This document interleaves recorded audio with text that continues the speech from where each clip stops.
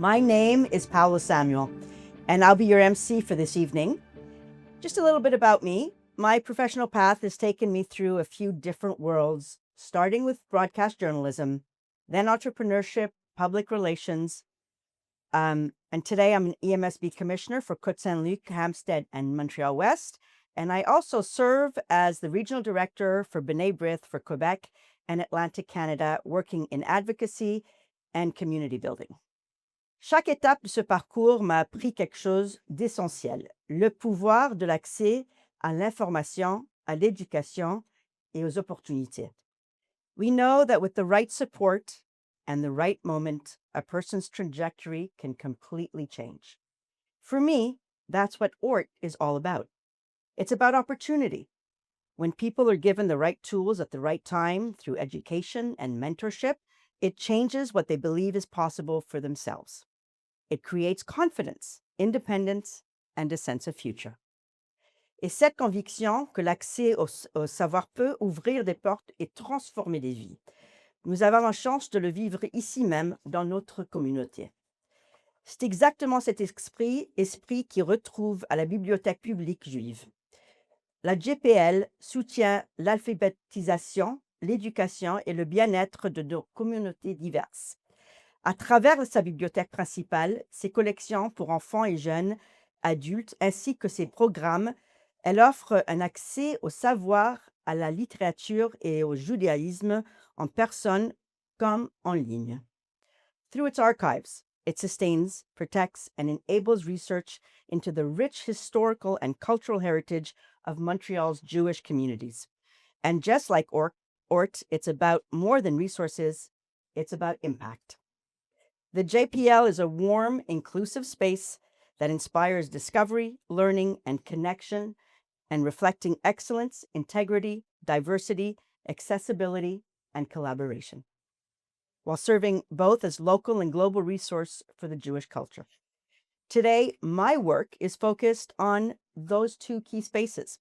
One is education through the English Montreal School Board, where I see every day how a strong system with dedicated educators, the right support, and access to resource can completely change a student's trajectory. It's immediate, it's visible, and it stays with them for life.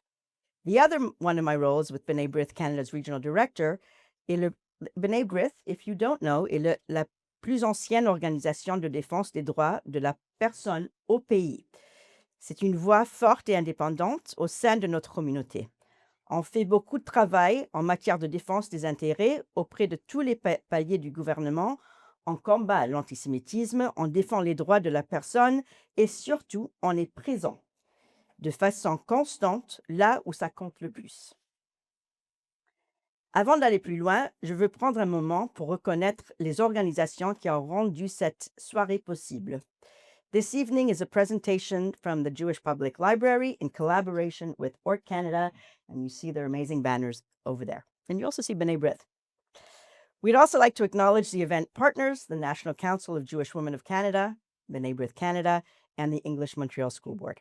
And of course, thank you, all of you, those of you online and here in person, for taking the time in this beautiful evening to come out and participating. We also want to thank the participating schools, to the JPL team and all the volunteers who made it happen tonight. Now, just a quick personal note before I introduce our wonderful panel.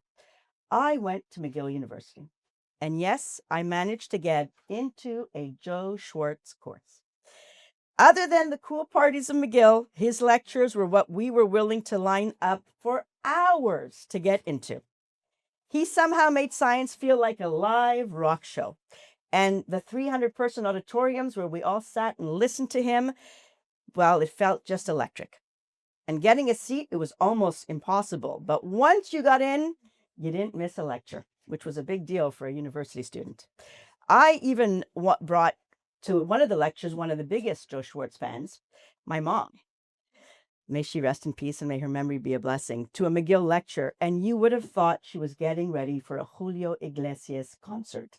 She was so excited to see him and meet him, so thank you for that memory. But more seriously, whether it's through media, education, or community work, it always comes back to the same idea, creating opportunities that change lives. And that's exactly what tonight is about. So let me introduce you to our two panelists.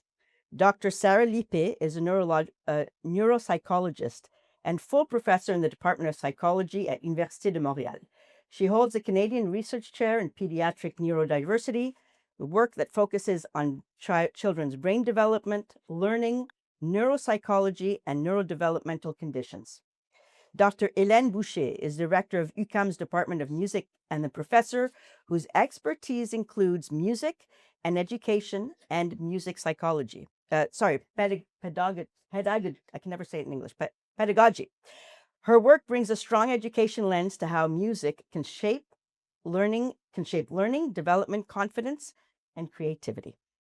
And now I have the pleasure to introduce you to Joe Schwarcz, who is one of McGill's most engaging and beloved professors, known for bringing science to life in a way that's both accessible and genuinely fascinating.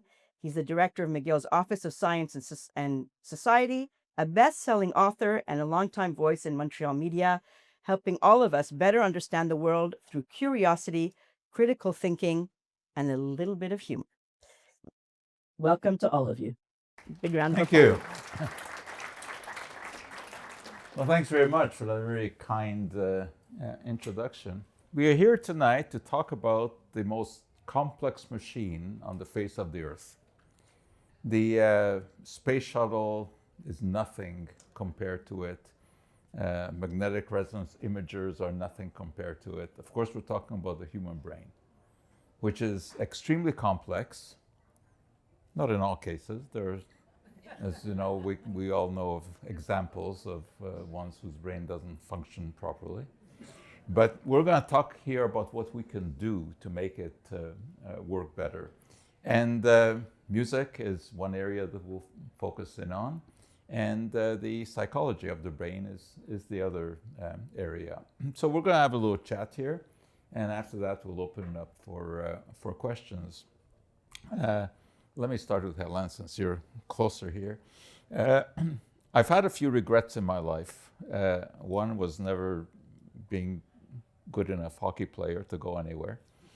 And the other thing was never learning to play music. That is one of my I know you're going to say, not too late. I knew that's coming. I knew that's coming. I've thought about that. I certainly know music. I appreciate music. I listen to a lot of music, mostly Broadway, but some would say that's not music, but that's my favorite. But as far as looking at sheet music, I'm a complete ignoramus. And to me, it's the same as I know that, you know, when I speak to the public, and sometimes I use slides and I'll throw up a chemical formula, and I know to many people it's absolutely meaningless. Well, to me, it's the same when I look at a piece of music. I know it's music, but that's all that it is. So I have a lot of regret about that. So the first thing I want to ask you is a bit of your history. I mean, we heard a little bit, but about, you know, how you got to where you are, and what was your first interaction with music? Well, I come from a family of musicians. My mother taught me music, and she actually taught me how to read music before I learned how to read words. So that's my starting point. And then I studied to become a flute player, professional flute player in an orchestra, so mostly classical music. And then I was at the end of my master's, and somebody asked me to teach a class of 4-year-olds. Yeah. So I sat on the floor with them, and we sang, and we played, and we danced, and I had a revelation. That's what I am meant to be a music teacher. So I quit everything about the orchestra playing, and I went into music education, and I taught music in schools for 15 years, elementary school, and then I went and did my PhD in music education, and this is now what I do. I teach young adults to become music teachers in elementary school. So that's a little bit of my story. Okay, Sarah comes from a different angle. Uh, Psychology. How did you get into that? So I think I was always very interested about the brain, and I could have went in other science than psychology, but at the time, neuropsychology was a little new. It was really being developed by a clinical neurologist in Europe, who actually created behavioral neurology, and from this neuropsychology emerged. I'm not that old, but I'm still amongst just the few generation of neuropsychologists, especially in Quebec. And this was a really exciting time, really exciting moment to really merge, the science of thoughts and feelings and the biology of the brain. And so I trained as a doctor in clinical neuropsychology, and then I also continued my training to do a postdoctoral fellow in brain imaging, and then a professor in neuropsychology. Okay, there are some terms that I think we should define because they come up all the time when we talk about the brain. One is executive function. What does that mean?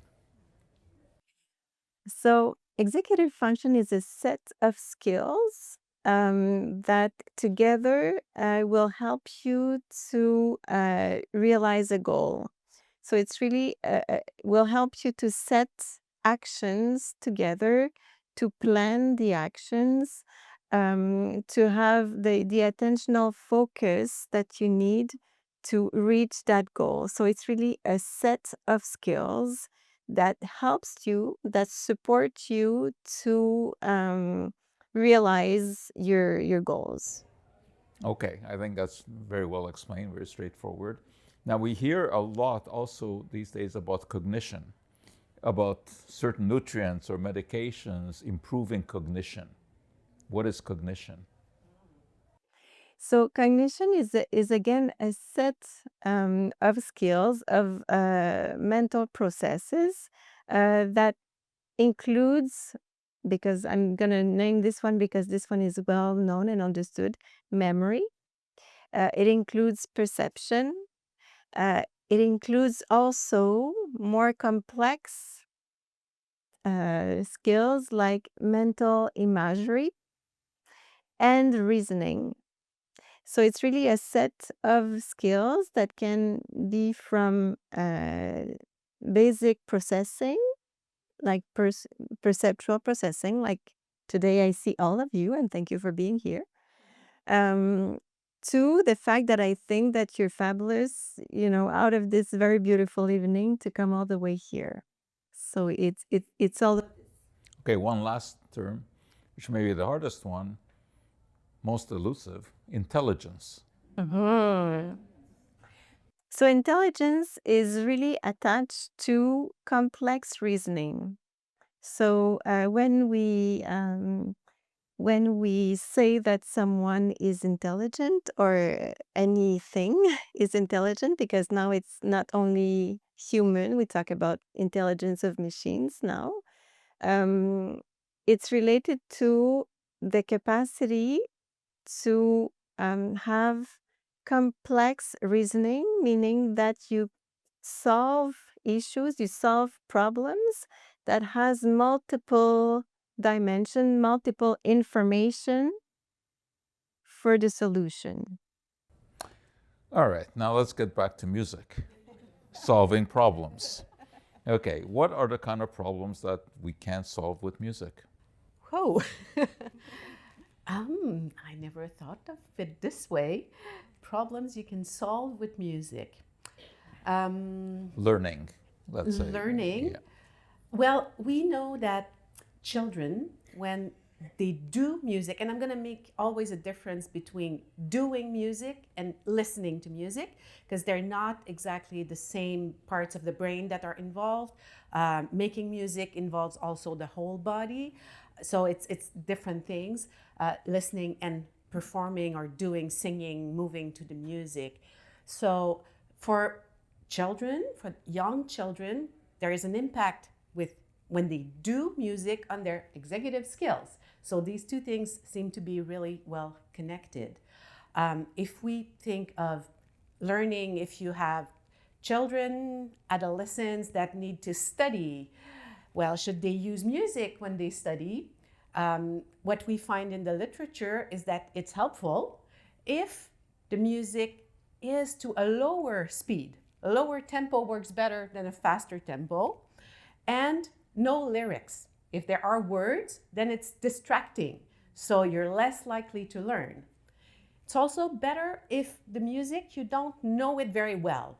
If it's a song that you love so much, it's going to take all the space in your brain and you're going to want to sing along rather than just focusing on your learning. So music can really help with the learning under certain conditions. What about recalling what you've learned?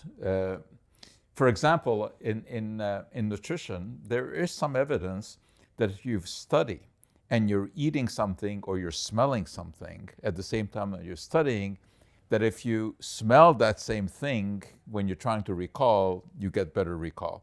So is it possible that if you study while you're listening to some music and you play that music when you're trying to recall, will it help? That's very interesting. I haven't seen any data on this, but I can talk about topics that are related to that.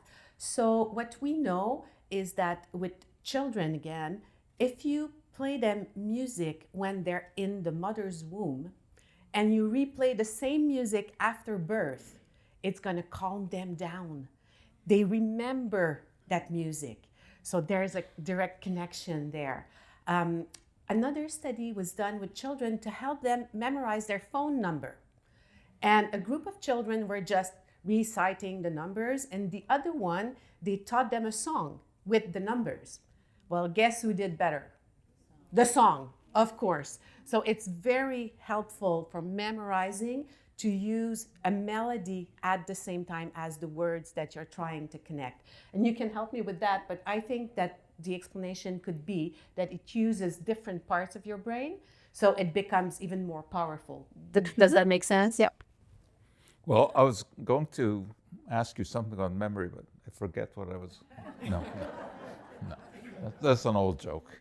But seriously about memory, what is it? Where is it?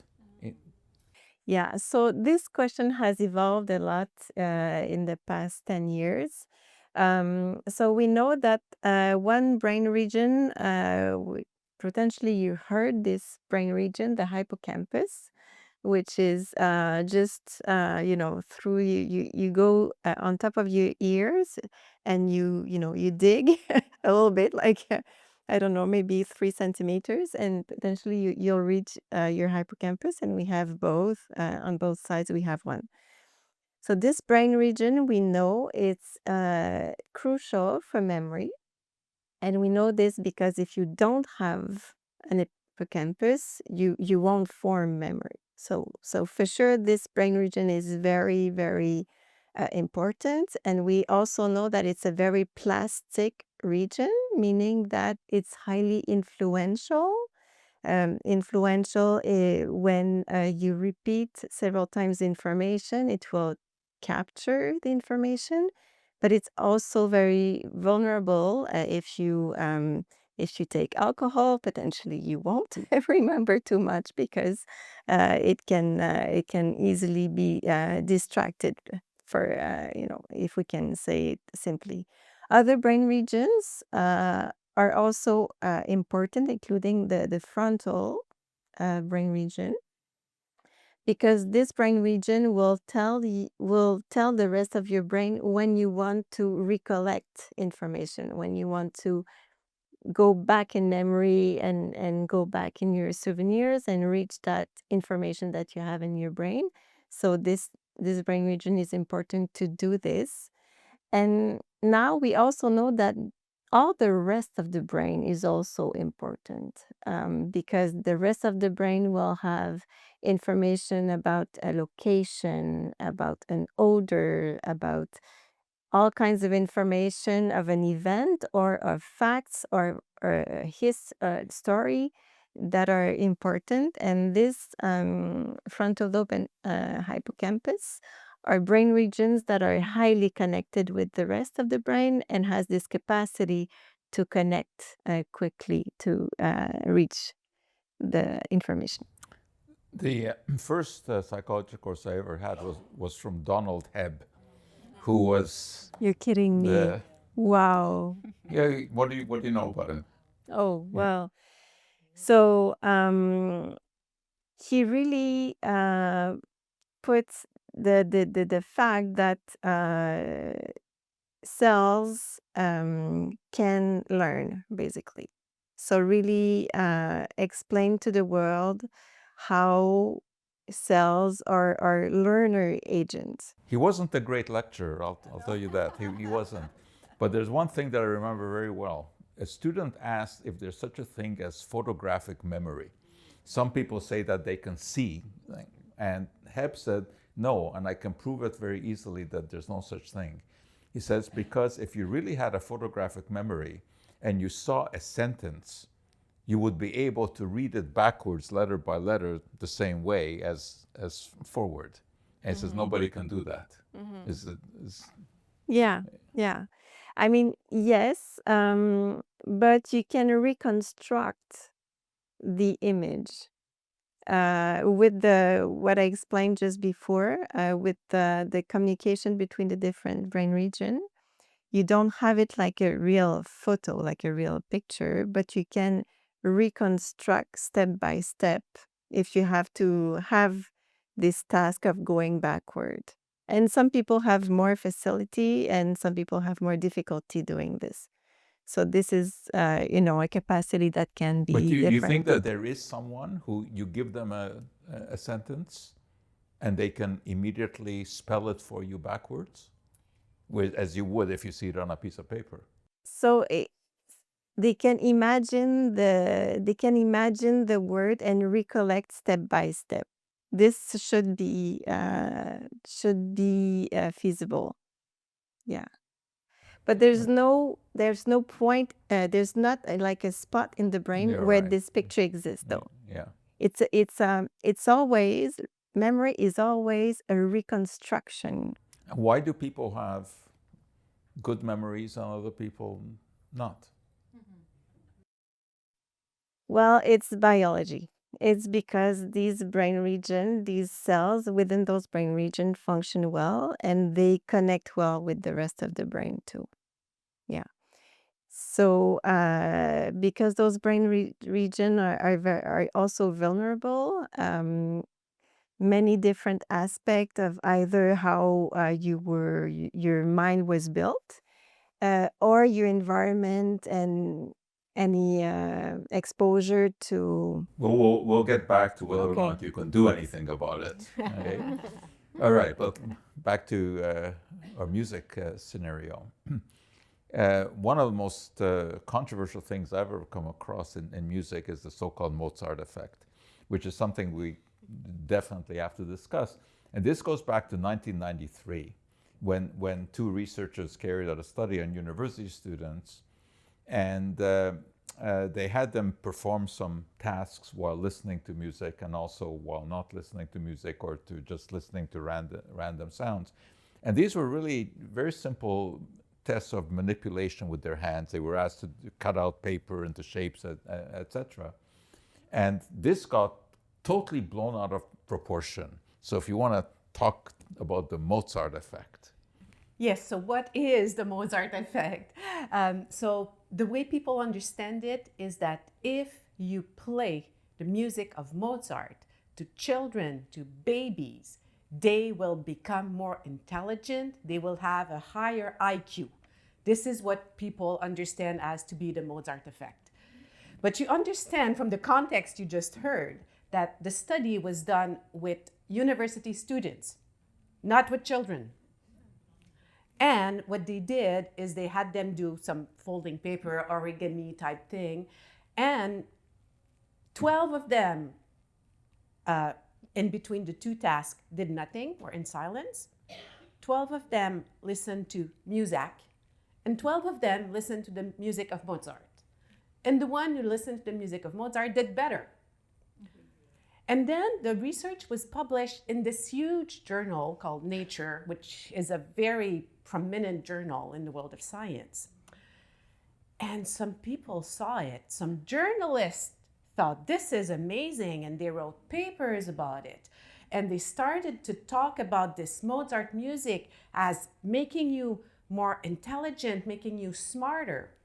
And then there's this man who thought, hey, I can make money out of it.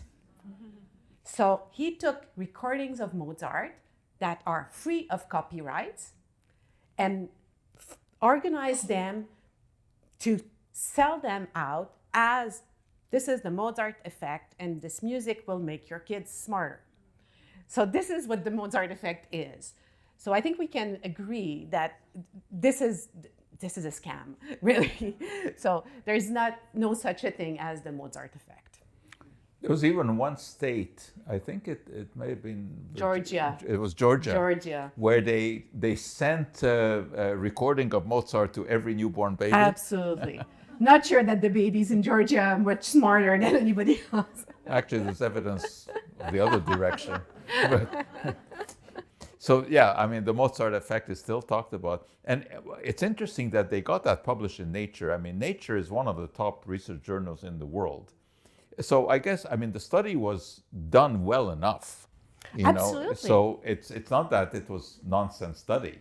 It's just that it was misinterpreted and applied to situations that really didn't merit it whatsoever. And they also try to replicate it, which is something we do a lot in science, just to make sure it's true, you redo it. There were only a few studies who found similar results. Most of them didn't find the same results. And in one case, they had the same results for the music of Mozart than from being told a story. So what it might say is that if your brain is being active and you redo a task, you might do it better the second time. So it's not related to the music of Mozart. Of course, the reason that it got so much publicity was because Mozart is a name. Absolutely. Right? So it's the combination of Mozart, the genius, and nature. So the big recognition. And then who doesn't want their children to be smarter? So it was the perfect formula. But interesting enough, they've also tried it after on rodents, right? And what one study found that I remember reading about this was that rodents solved mazes. And, you know, I mean, that's an occupational requirement for a rat. You have to be able to run through a maze.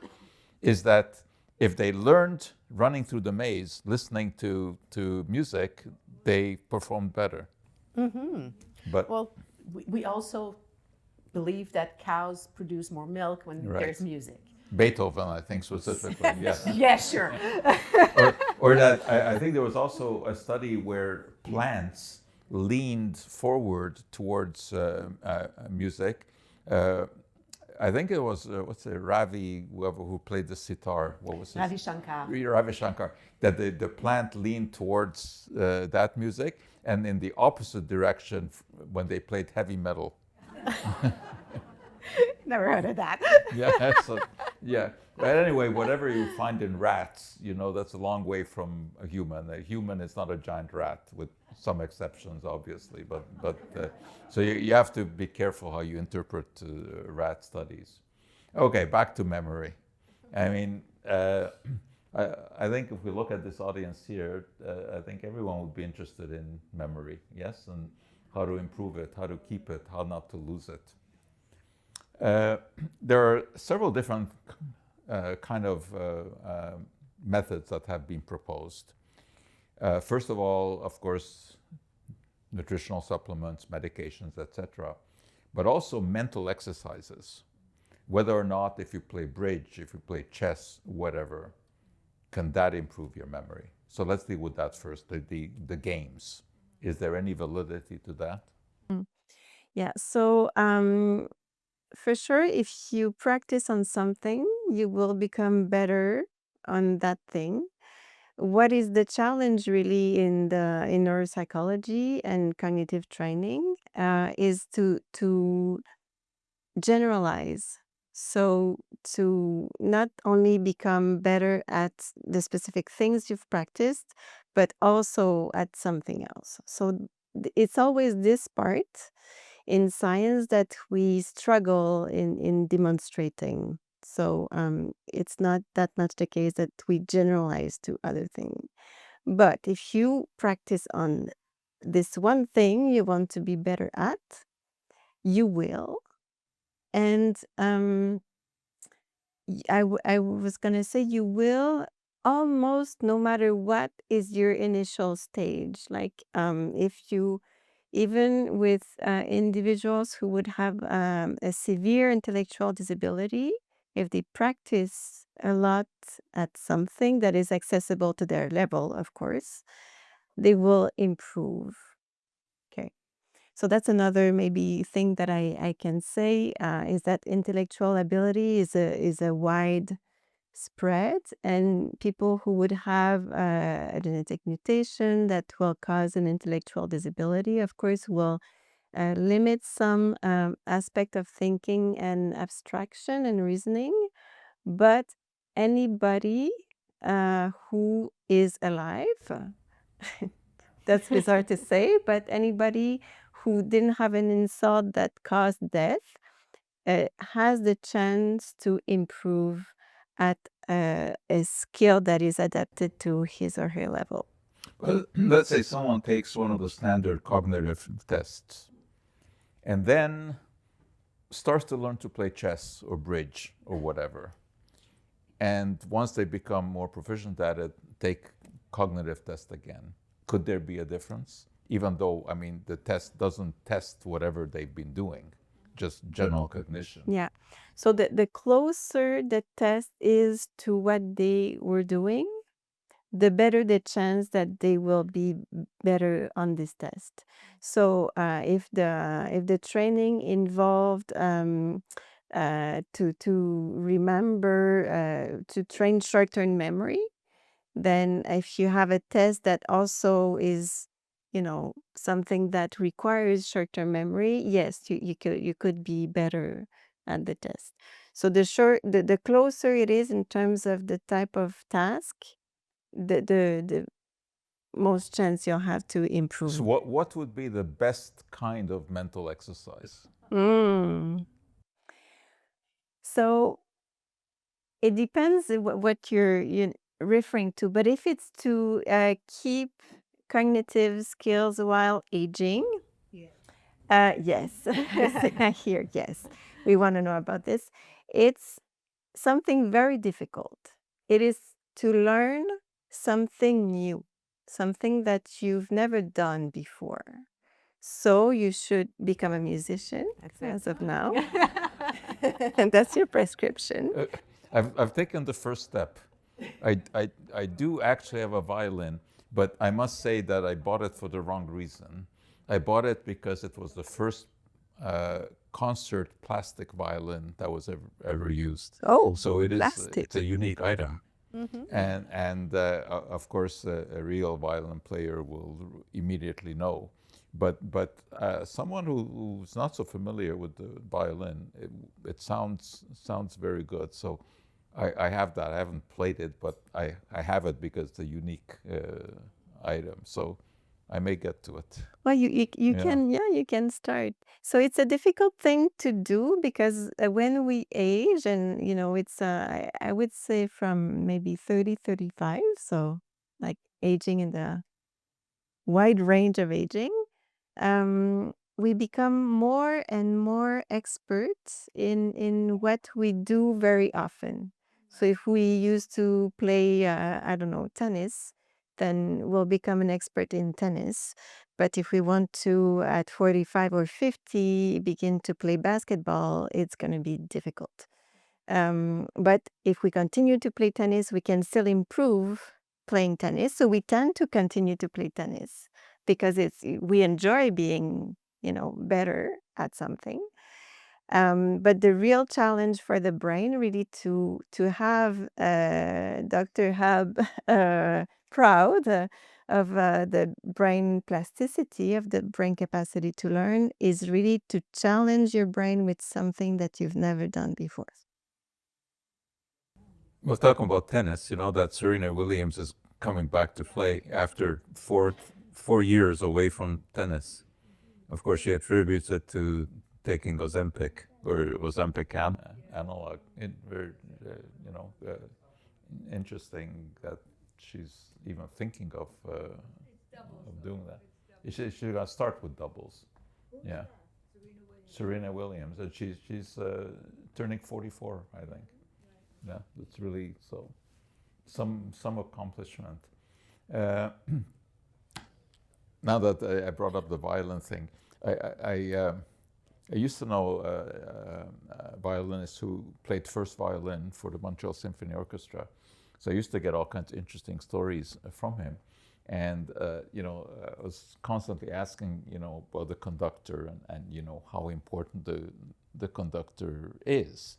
And what would happen if all of a sudden the conductor, he said that they've rehearsed it so much that it probably wouldn't make all that sense. But then he told me something very interesting, and that, the symphonies, I don't know how many members in the symphony. Depends on what they play, really. Okay, you can have it's large, very, very large. Yeah, Montreal yeah. Symphony, very large. And he said that if a string breaks on one violin in that orchestra, the conductor hears that. Some of these conductors are absolutely fantastic. There are some contests for conductors, and in the scores, there are mistakes written. And the conductors conduct and identify all Really? the mistakes. And then they go back and they see that they get them all. And there's one conductor I played for, when he did one of these contests, he actually identified mistakes that were not written on the charts, and they went back to the recording, but they were mistakes that were made by the musicians. So some of these conductors are fabulous here. Well, people have unbelievable talents. There was a story last week. I just saw this in the news actually yesterday. It was an orchestra that was playing in the US, and the keyboard player got sick in the orchestra, couldn't play. And you saw this thing? And the conductor asked, sort of as a joke, is there anyone in the audience who could come up and take his place? And there was a guy. There was a guy. He came up and he sat down at the keyboard, and he said that he had been playing keyboard forever, and he was one of these people who didn't read music, but he had learned, and he played. Wow. Yeah, it was. I'm sure you can find it on YouTube. It's an amazing thing. There's also this technique where you wear an earphone and you hear one frequency in one ear and another frequency in the other ear, and it's supposed to somehow improve your memory. This is something I'm not familiar with. It's something that has or in the name, because it's AUR for the ear. And I know that there was this experiment they did where in 1 ear you hear 200 hertz, and you hear 220 hertz in the other ear, and then somehow you also hear the frequency in between, and it's supposed to improve your. Do you really hear it, or does it come part of the brain? You create it. You create Yeah. it. That's what I'm thinking. Yeah. So you know about this? What we're talking about? Not this in particular, but coming back to what you said about music and slow with rhythm. So in neuropsychology, there is some publication on driving through sound, driving the brain to a 3, 4, 5 hertz rhythm, and this will help récupération. Recollecting information. Yeah, you always learn new things about the brain. It's quite amazing. Okay, but to get back a little bit to what we chatted about earlier about somehow improving brain function, aside from mental exercise, nutrition or drugs. Mm-hmm. There's a lot about that. I'm sure those of you who watch the nightly news You see umpteen commercials for Prevagen, which is one of the most fraudulent products ever to have been put on the market. It's a total scam. They've paid millions of dollars in fines, but it's still worth it for them because they sell so much. So Prevagen does not work. Is there anything that does? I mean, what are the kind of things that neuropsychologists are looking at that at least has some potential of improving brain function physiologically? So, depending on what is there to be improved. So, there's always a case of, knowing what is the issue in a person. So, it's really something where one size fits all. It's not the case. But if there's a case where there's in the flow of information, there's a lot of interference. It's possible that psychostimulants can help because they drive the signal of the brain, and so this is why this is something that can be prescribed to individuals who might have attentional impairments. So this can help in a certain percentage of time. But the difficulty with medication, and I think I'll turn out to you for this, is that it doesn't work for everybody. And to this day, it's still trial and error. We don't have much information to know exactly what would be the good fit.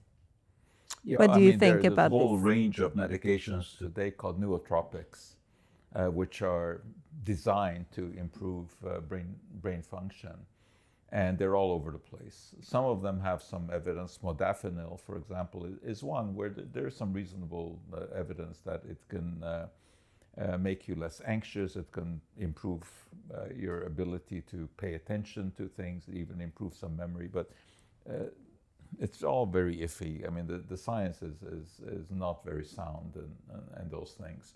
And most of the stuff that you can buy over the counter, the ginkgo biloba and the bacopa bonnieri and these things, there's just no evidence that those will work.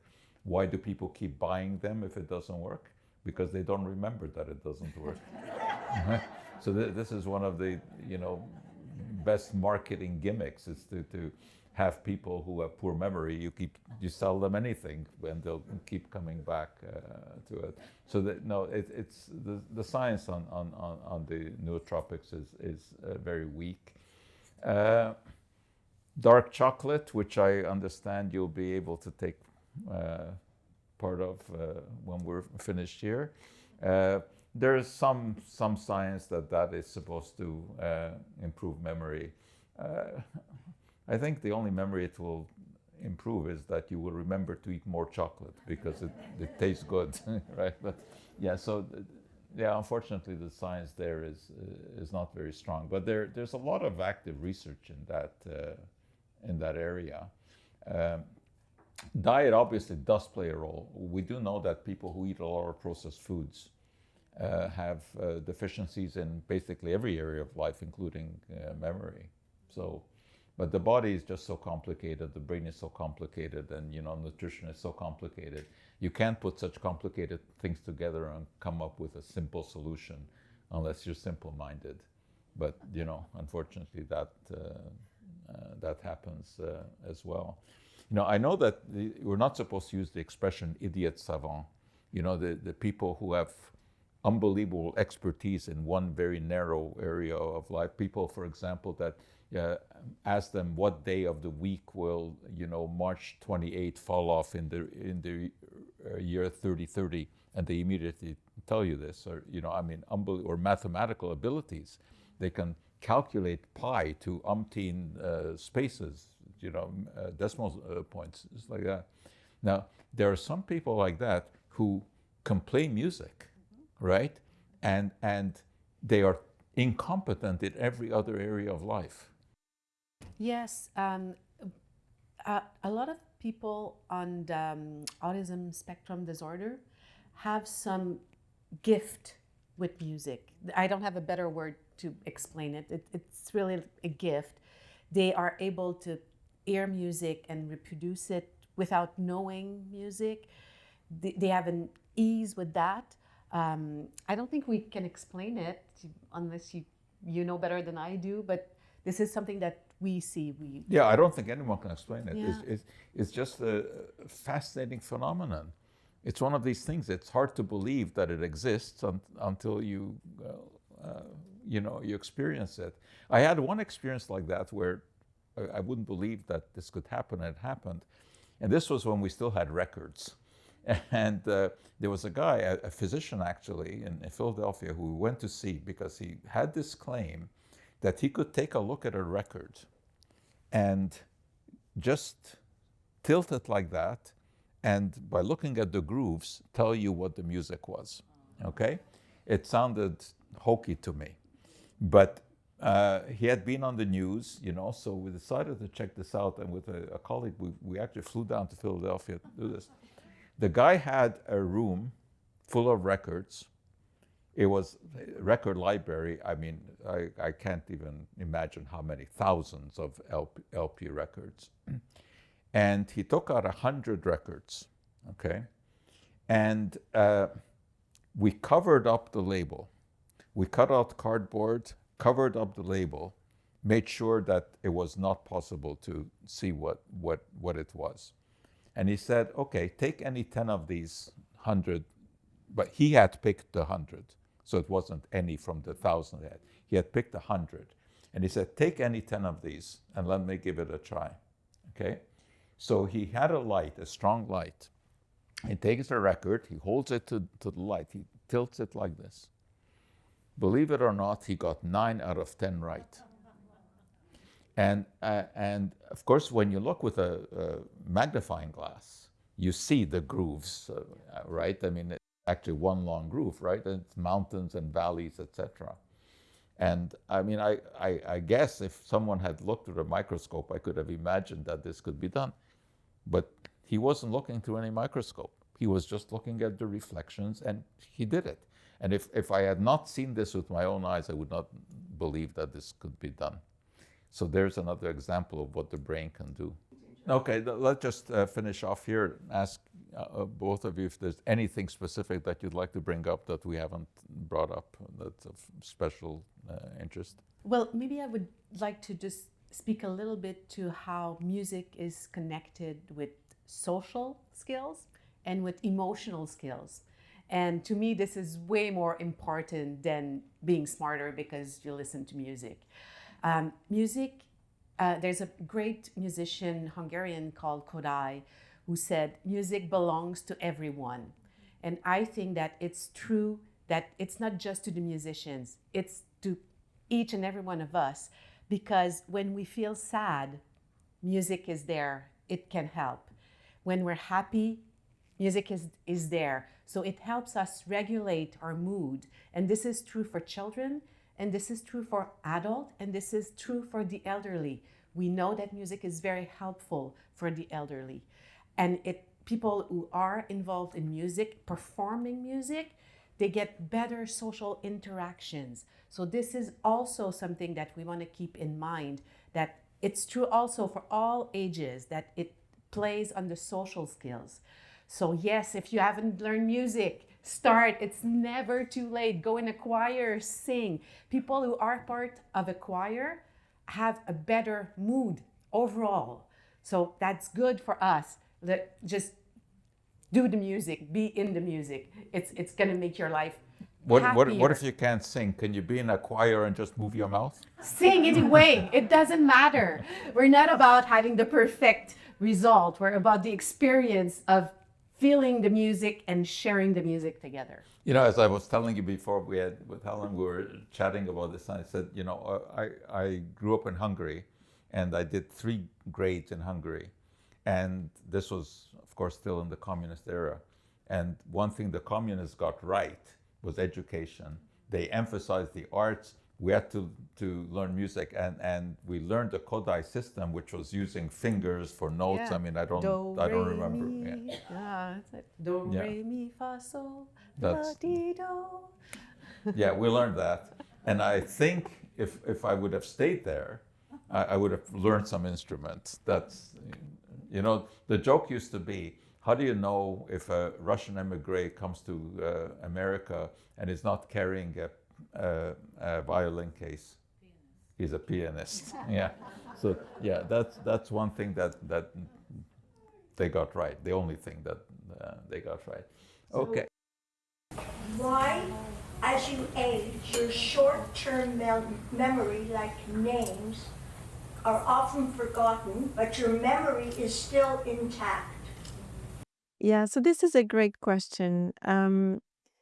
So it's because of Heb again, the same the same guy that we've been talking about. So it's because the brain has more difficulty learning new things and updating than recollecting things that you already know. But we're talking about names that you do know. Like Yeah. you'll see somebody, you know them, you know their name, and then you just suddenly forget their name Yeah. as you get older. As you get old, I would say I have the same problem. Like since I'm young, name is really, and it's a big problem because I recognize the faces very well, but then I forget the name. So it's always a challenge. It's again the frontal brain region that tries to connect with the rest of the brain to capture the names, which are in other brain regions. And this capacity is weakened. It's weakened as you get older. It is weakened as you get older, and for women, unfortunately, during the menopause, it's a very tough time for this, like me right now. Well, that's what getting older is not a good thing, right? Yeah. We agree on that. Here, we'll go to the next question. Yes, hi, very intelligent, very interesting presentation. How does genetics play into this scenario? Do super intelligent parents produce super intelligent children? That's the bottom line. Thank you. Sarah? Yeah, so as parents, we in family members, we share a lot of things, including genes and including environment that we make. And so we are, we have the heritage of the four of our grandparents that, that we carry, and that the same thing will repeat and repeat.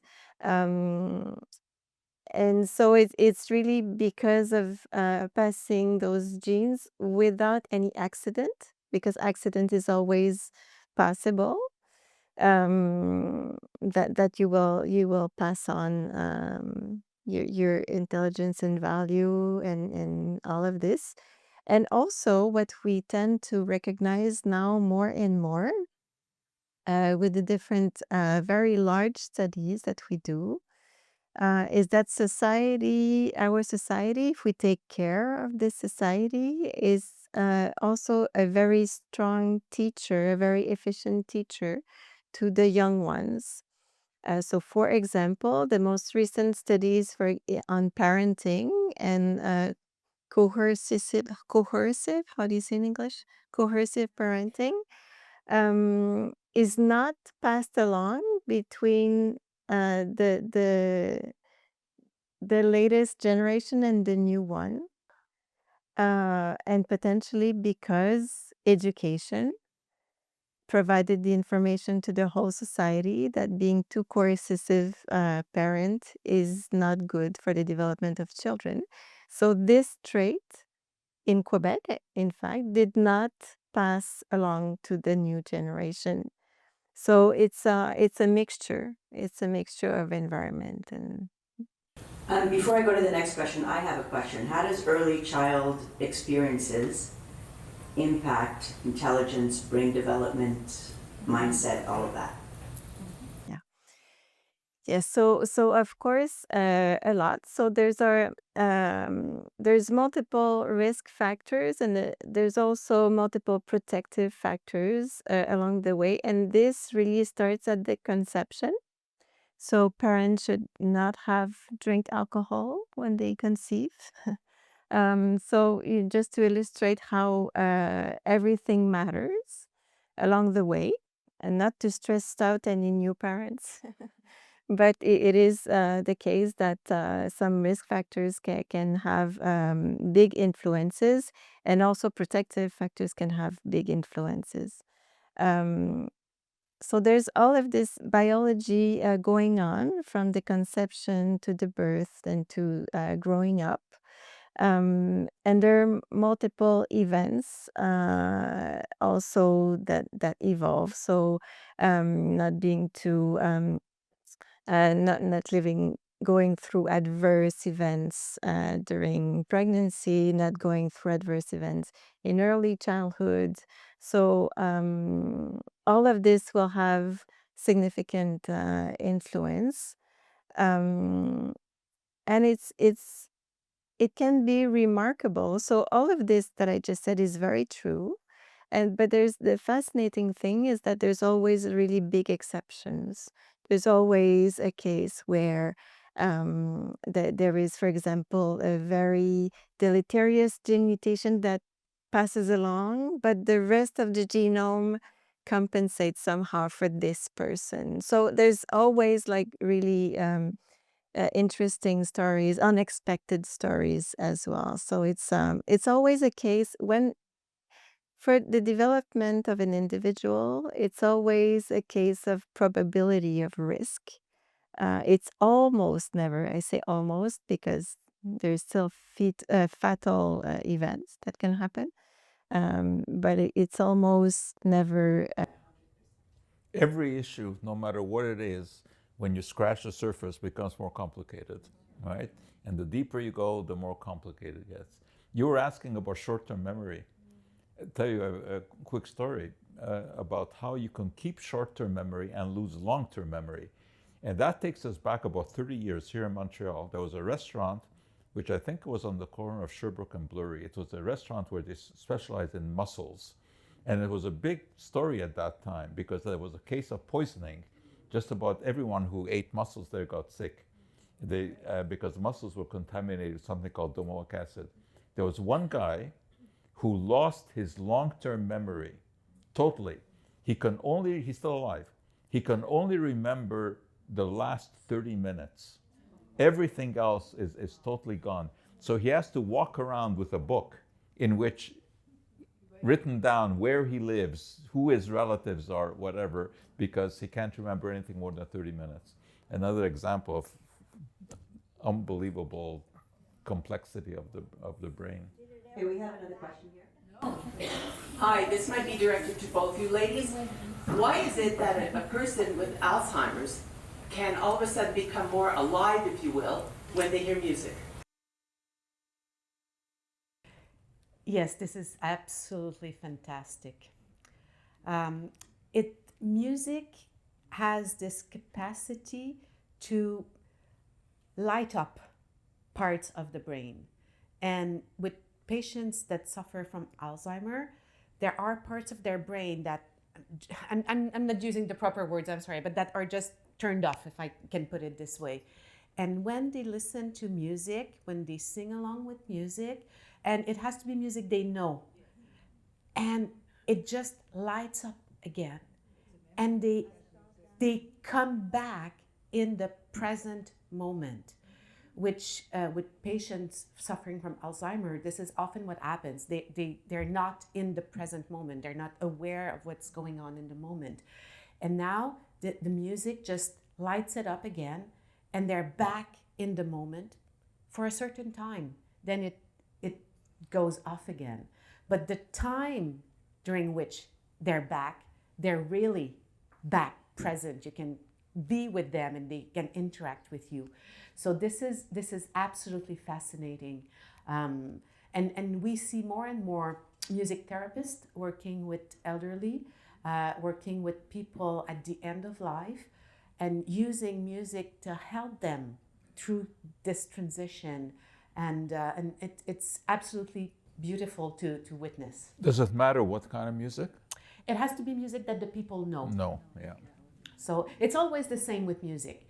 What music helps you better, feel better, music you like, music you choose. If you impose music on somebody, it's not going to work as well. There's been study done on medical intervention to manage anxiety. The music that works best, music that the patient choose, always. So this is the key. Yeah. So Sarah, I think, mentioned that the use of medications for cognitive improvement, right now it's really very empirical, it's trial and error, and doesn't work for everybody, but in the recent past they've been starting to do a lot of DNA research, and there are companies like AFRED that actually has used AI. They're out of the Douglas, and they use AI to identify what medications will suit the DNA of particular patients. Do you foresee that as going forward and really helping to streamline therapy? So this is very exciting development indeed, and in the field we call it trials that are n equals 1, so with one individual. And yes, through a huge database, AI will propose some medication which could act on the molecular pathways involved in the DNA mutation, in the mutation for this mutation. So this is really new type of trials that we experience now with individuals that are willing to try, and typically with medication which would not have any adverse effects or not known to have adverse effects. So safety is always the first thing, and yes. But yes, if these trials are successful, yes, I think it can go a long way. I think so. Okay, next question. Thank you very much for your time, professors. I know you guys are very busy, so I appreciate the talk. I felt like I was back in one of your lectures, Professor Schwarcz, so thanks for that. I'm kind of curious about how learning and doing music impacts your mind at different stages of life. Like, does it differ vastly, or is there certain benefits to certain age groups? If you could just speak to that, I appreciate it. Thank you so much. It works with all age groups. The key is to do music. It's if you're active in music rather than just passively listening to music, then you get more benefit from it. There's research that shows that it's the duration, the number of years during which you do music that really has an impact. So it doesn't matter if you do 7 years when you're a child or 7 years when you're a young adult, but these 7, 10, 14 years, depending on the studies, really have an impact on how your brain connects and how it's going to still be there much later in life, even if you stopped doing music. You can still use these connection in your brain.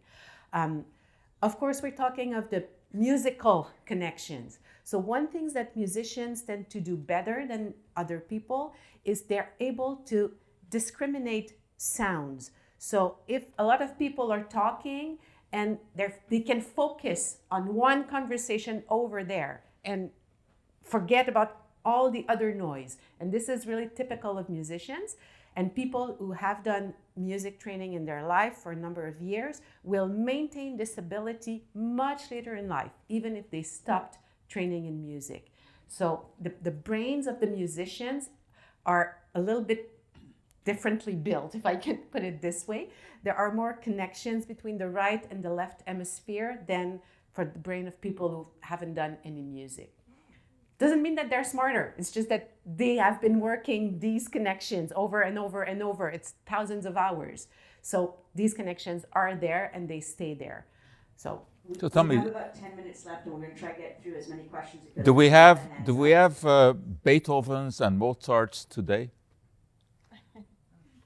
are you asking me if there are music composers that are gigantic nowadays? Is that the question you're asking? Who are as talented as Mozart and Beethoven were?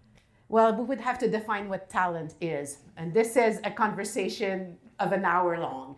We'll go to the next question.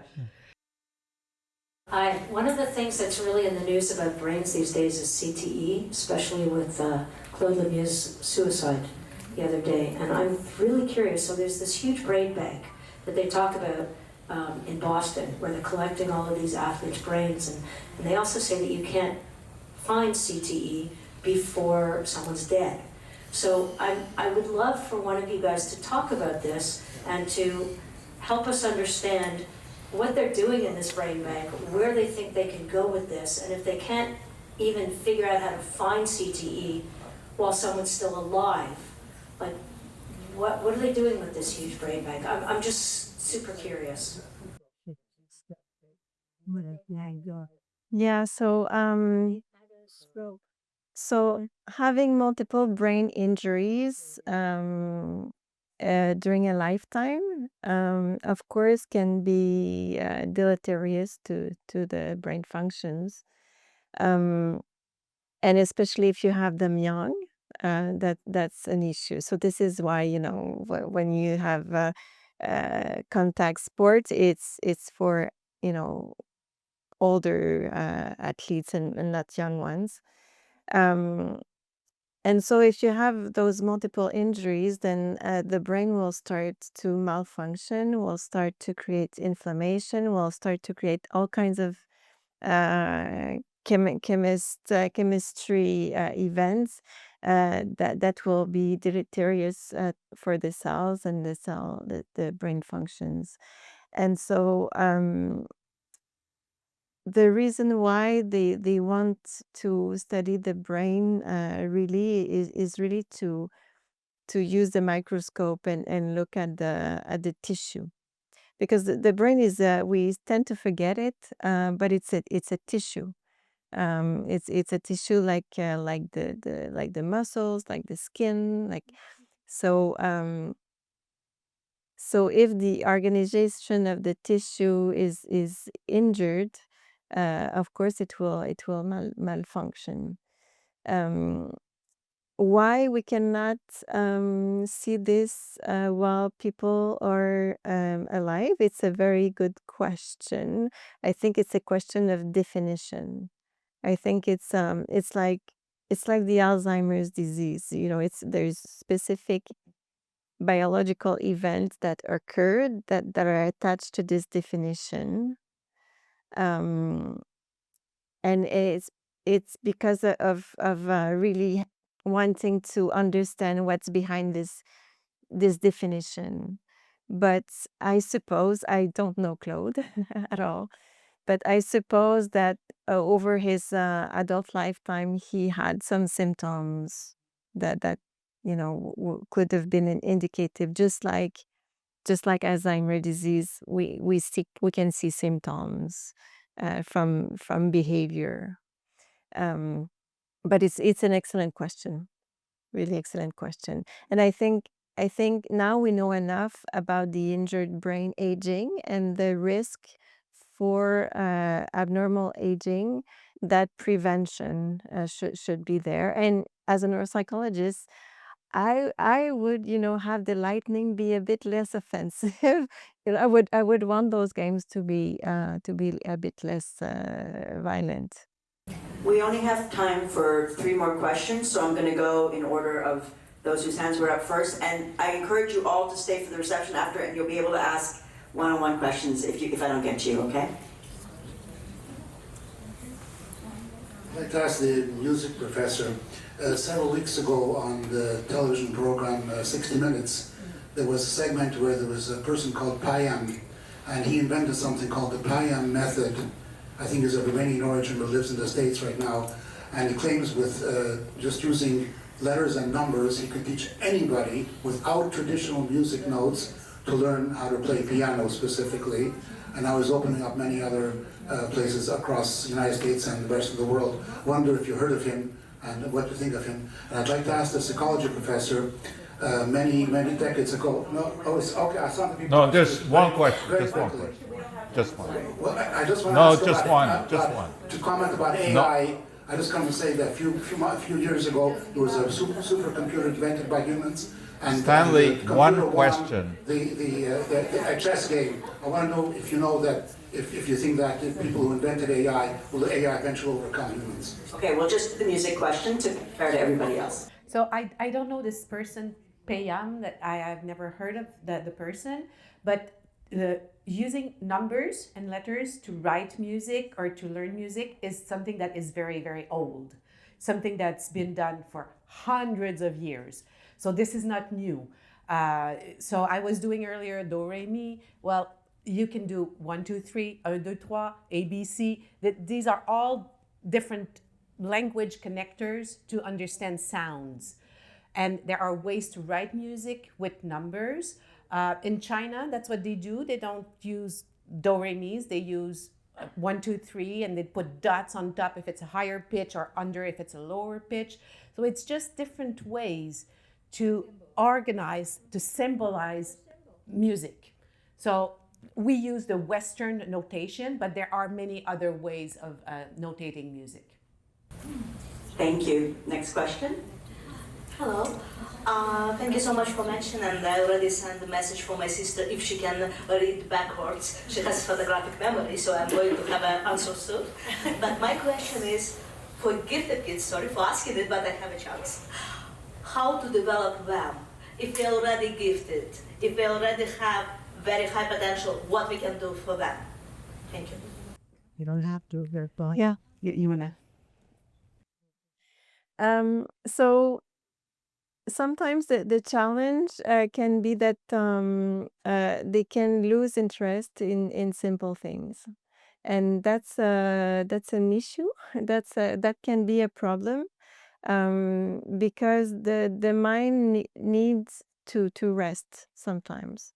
So slowing down is a virtue, and is important to be able to do this. And maybe sometimes when people have very very high potential, they always look for issues to solve and things to be stimulated, and the best thing that they can learn is not to be bored when very little is happening. It's difficult maybe for them, but this will be the biggest gift. If I may as well, I taught children for many, many years. And we talk about the 5 areas of development: social, affective, language, intellectual, cognitive, and motor. It's unlikely that a child is gifted in all 5 areas. So oftentimes when we talk about gifted children, we talk about the cognitive intellectual sphere. So maybe we want them to do sports. Maybe we want them to develop learn another language.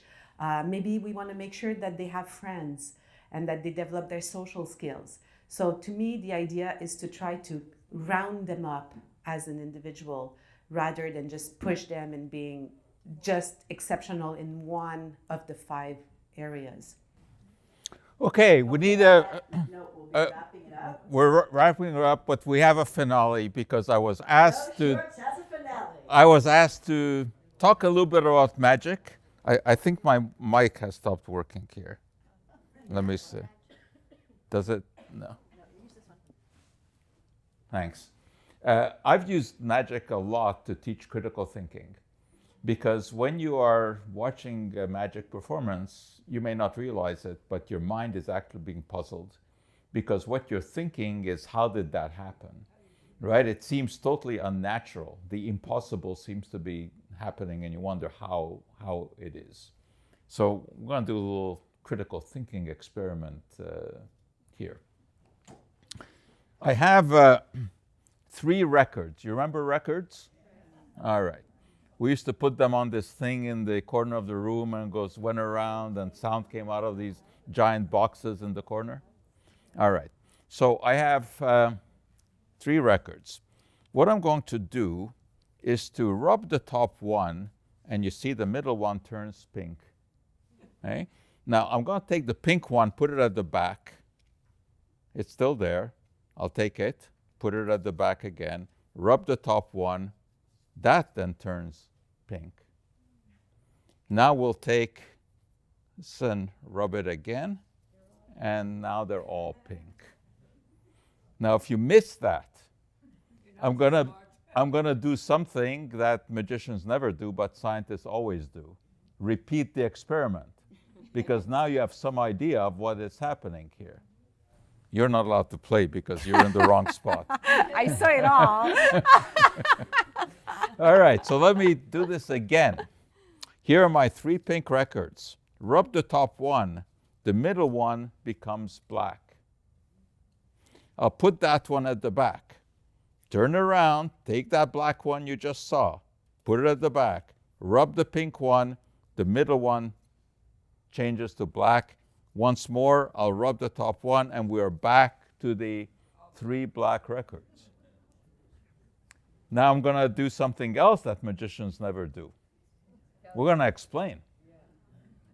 But first, I'm going to give you a chance. What am I really holding in my hand? How many and what? 6 of them. Not 6. 5. Not 5. Any other number come to mind? 1? You saw 3 at least. So it's not 1. I'm still waiting for the right number. 4. No, 4 is correct. I have 4 records and they're all the same. They are pink on one side and black on the other.